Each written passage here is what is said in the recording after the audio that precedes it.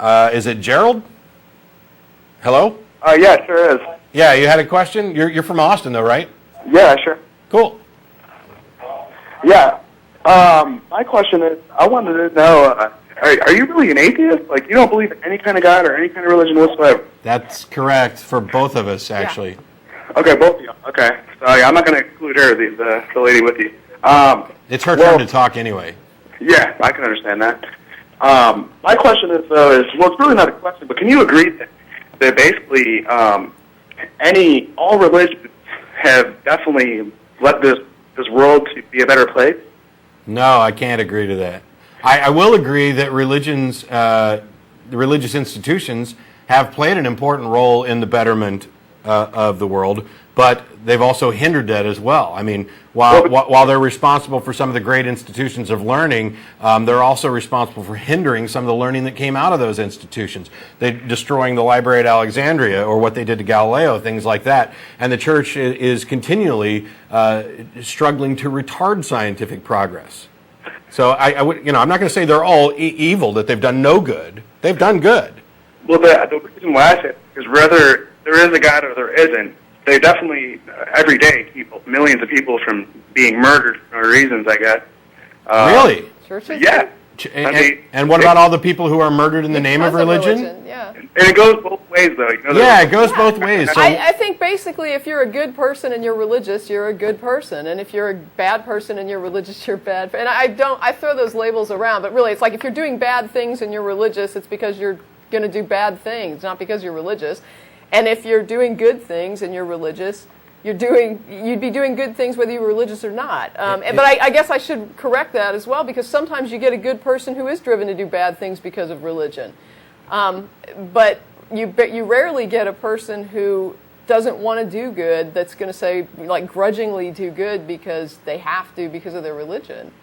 I think that religion or something like religion is required in order to get good people to do bad things. That's the only way you can get good people to do bad things. Intrinsically good, normal, healthy, happy people who would normally do good things and be productive, cooperative members of society. The only way you can get them to do evil is by religion or something that is equivalent to religion, some kind of like dogma. A political ideology. Any kind of fervent ideology. And the question is, if you agree that religion can go both ways, what good is it? We can go both ways without religion, so why not chuck out all the religious baggage? And by the way, I don't really care if it goes both ways. I care about whether or not it's true. Hey, that made a point there. And it could, we will never know until we die. But wouldn't that suck, though, if you were wrong about being an atheist and you die and you really did go to hell? Which hell? Whose hell? Which religion? Yeah, what if I'm a Christian and I die in Islam is correct? Then, hey, whatever their religion is, that would suck. I mean, I'm sure it's pretty bad. Yeah, and so we're all pretty much screwed. Except so everybody who got it wrong, whether they're an atheist, Scientologist, Muslim, Hindu, Jainist, or Christian, whoever got it wrong is screwed. And yet there's the possibility, here's the thing, is that every one of these religions have different beliefs. They can't all possibly be right, but they can all be wrong. And I'm in the position where I'd much rather live a life that is based on intellectual honesty, where I have no way of determining which of these religions are right. I see no reason to presume that any of them have managed to get it right. I have insufficient evidence to believe any of them, and therefore I'm going to live an honest life and say, no, I don't believe, and I'm not going to believe until I'm presented with evidence. And if I find myself in an afterlife and there is some kind of God there who says, that because I didn't believe, I'm going to be tormented, and I'm just going to say, okay, well then, why didn't you provide sufficient evidence for belief? Did you really create us with a mind that was capable of reasoning out the universe and then make yourself intentionally obscure such that you require leaps of faith that aren't supported by reason? Why on earth would you do that? Was it your goal to just reward the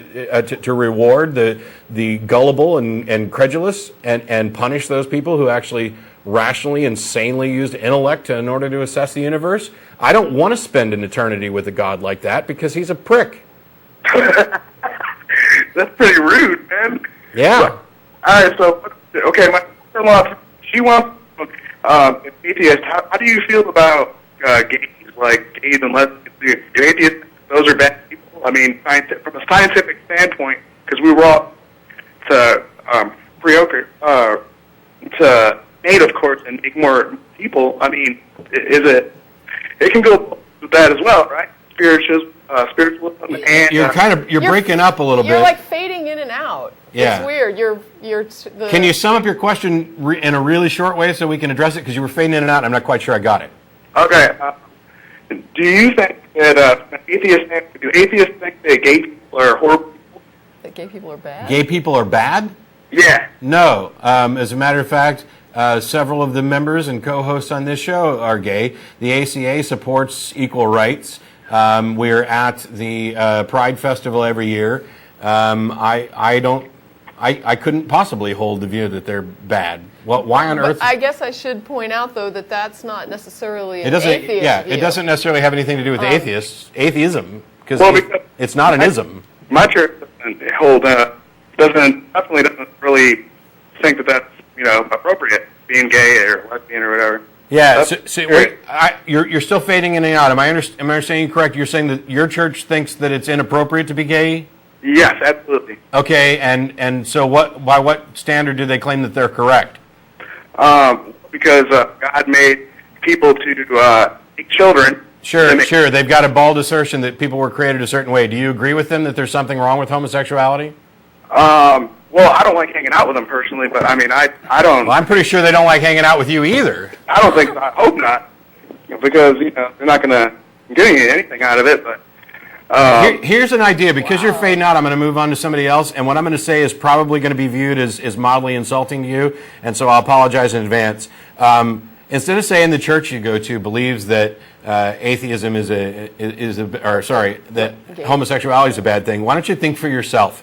Why don't, instead of accepting whatever dogma there is or feeling uncomfortable about it, why don't you actually sit down and say, is this ethically or morally right or wrong? What do I think about it, and why? What's the real justification?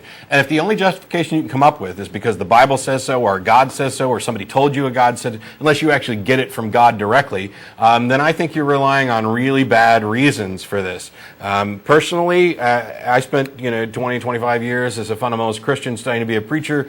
I had to reevaluate all of my positions. This was the single most important thing I ever did, and not enough people ever bothered to do it. We believe whatever we're taught as kids, or whatever religion we adopt. But if everybody in this world was gay, then this world would end in the next 50 years. Really? Why? There wouldn't be a human species. How would you be able to keep making babies? Artificial insemination? Well, first of all, the argument carries no weight. I'll freely admit that you need to have. Well, actually, you don't need to have sex anymore to procreate. I know plenty of gay couples who have had kids. You could still have kids even without the sex or with sex. I mean, it's not like you couldn't actually do it. But that's not the issue anyway. I mean, even if, let's say that everybody was gay beginning with this entire next generation, that still doesn't address whether or not it's ethically wrong. If that's we're talking about people's nature. Man. How is somebody's nature ethically or morally wrong? It's gross. That's like saying that they're wrong to be bald or brunette. Well, there's nothing wrong with being bald or brunette, man. There you go, and there's nothing wrong with being gay. I gotta let you go. We got other callers, but thanks for calling in, Gerald. Do yourself a favor. Actually, it's tough. Most people don't do it. Well, the thing is, it's like, what if the entire next generation was women? Does that make it wrong to be a woman? We wouldn't have kids after a while, but I mean, it's not immoral to be female just because if everyone was female, we couldn't procreate. It's silly. What if, I don't know, what if the entire next generation is born sterile? Does that make them immoral? Well, that's the other question. Should sterile people be allowed to marry? If the only reason to... Yeah, well, he didn't get into gay marriage, anyway. So I didn't want to beat up on the gay marriage issue there. That one gets bandied about enough. People past childbearing years. Yes. Or somebody who just chooses not to procreate, as I know a lot of people do. But seriously, I'm in all seriousness, Gerald, I'm not just picking on you. This message goes out to everybody, atheist or theist. I don't really care. Most people don't bother to take the time to figure out what they actually think, believe about different issues, and why. I can't tell you how many times when I was younger and had discussions with peers that were religious, I would hear the phrase, "We believe that. We believe that." Yeah. And it would be like a blanket assertion, like everyone at my church believes this, as if it was just a group thing. It's a hive mind. Yeah, that's not how it works. My preacher told me. If you believe it, speak for yourself. Say, I believe this. My preacher told me that Jesus is more historically verifiable than Julius Caesar. Okay. I got a bridge I'll sell you.